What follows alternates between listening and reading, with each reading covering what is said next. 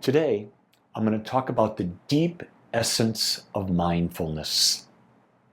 You hear the term mindfulness all the time, and I think there's a lot of confusion about it. So I thought we would take some time to explore mindfulness at the deepest of levels. Mindfulness, in its simplest form, is the practice of being fully present in the moment, fully aware of your thoughts, emotions, and the outside world without judgment. So you're fully aware that there's thoughts going on in your mind. You're fully aware that there are emotions and you're feeling them. You're fully aware there are objects outside of you that you're witnessing.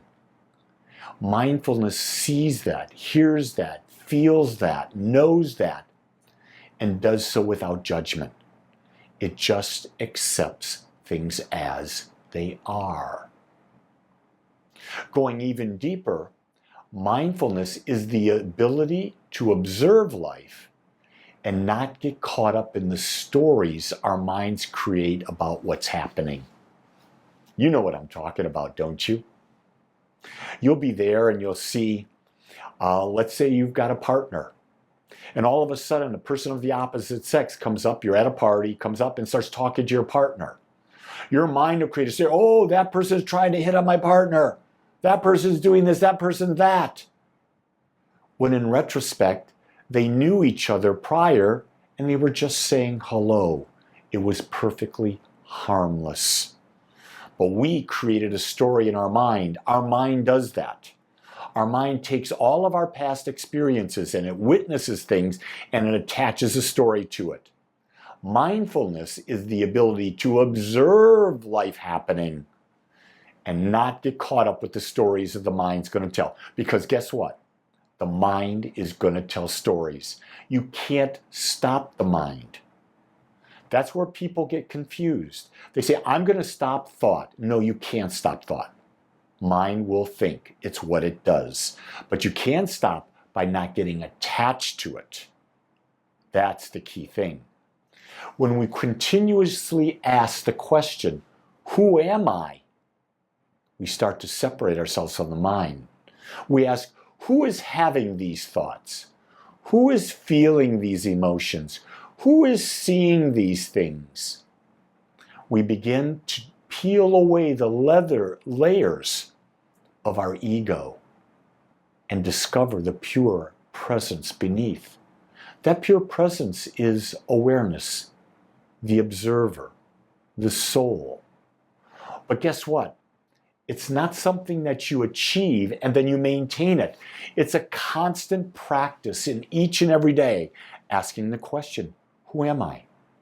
That's the basic teaching of Sri Ramana Maharishi, was in every moment ask the question, who am I? Who is seeing these things? Who is hearing these things? Who is witnessing these things? Who is feeling these emotions?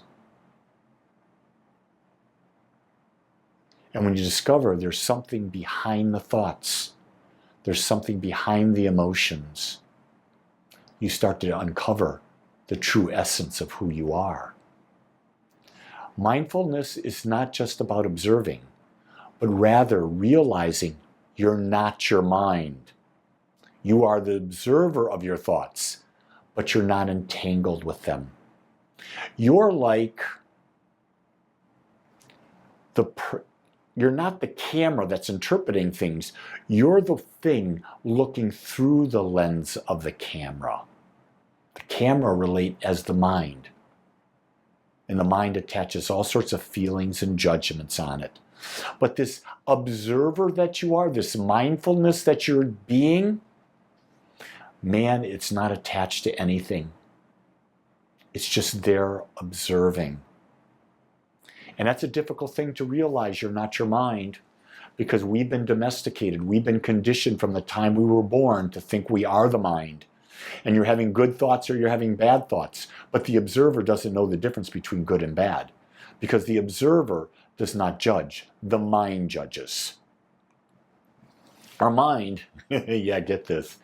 Our mind is like having a partner that never stops talking. Mindfulness is about observing the chatter and not getting caught up in it.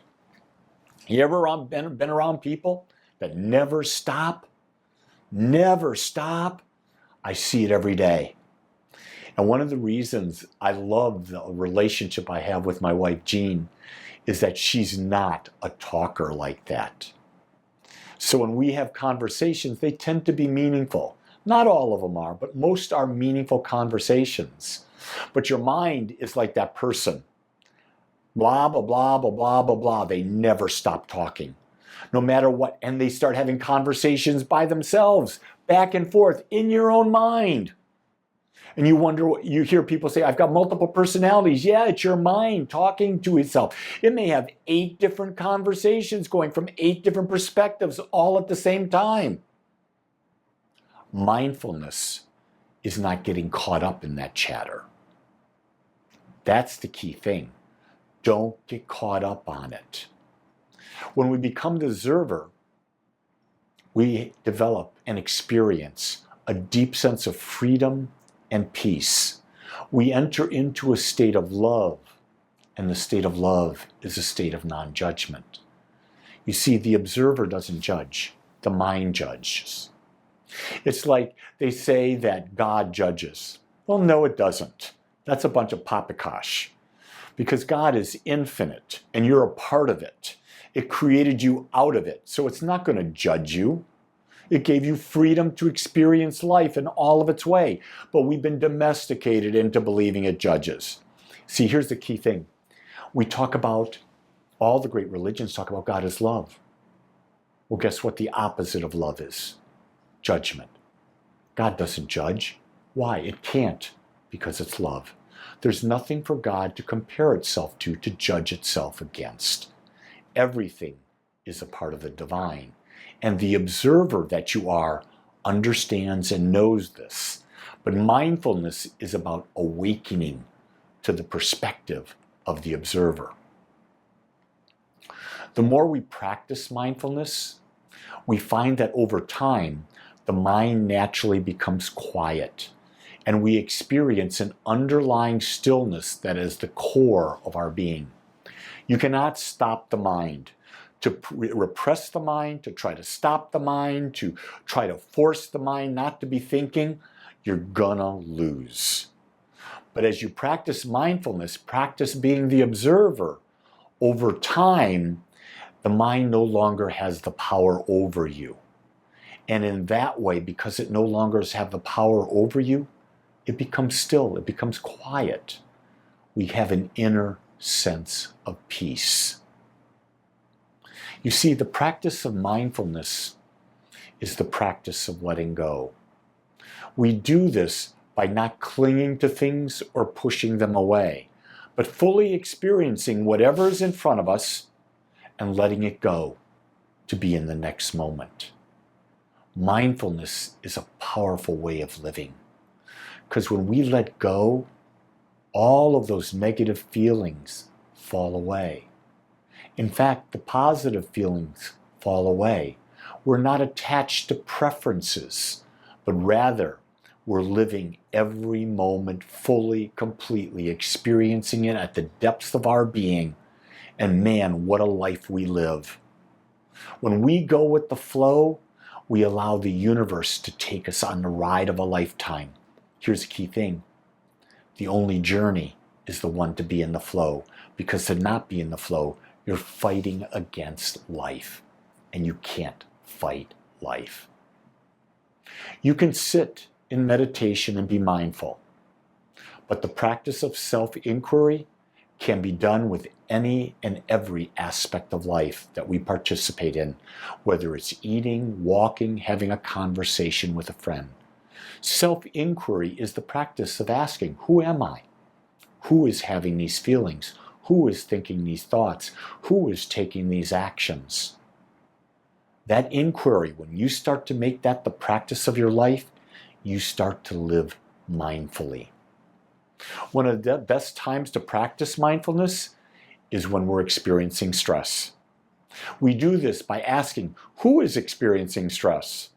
It's not the self, it's not the observer, it is the mind which is which either is or is not experiencing its preferences.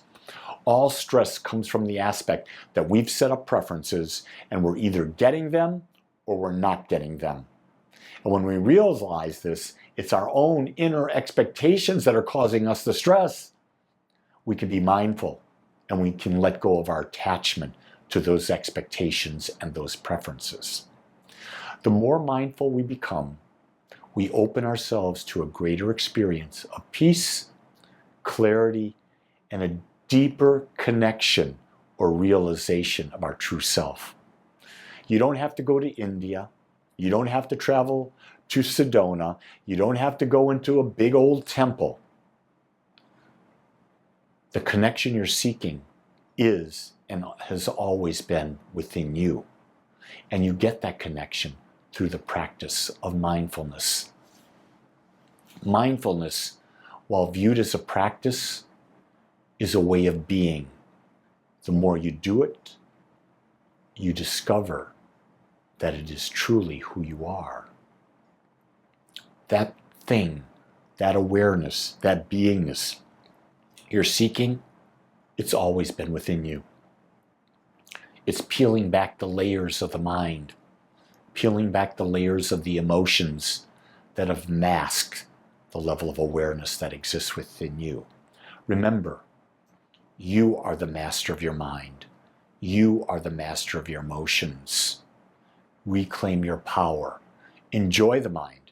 Enjoy the emotions. Do not be attached. Live in the moment, and you will live one of the greatest, most fulfilling lives you can ever have imagined. Go with the flow. Surrender into life.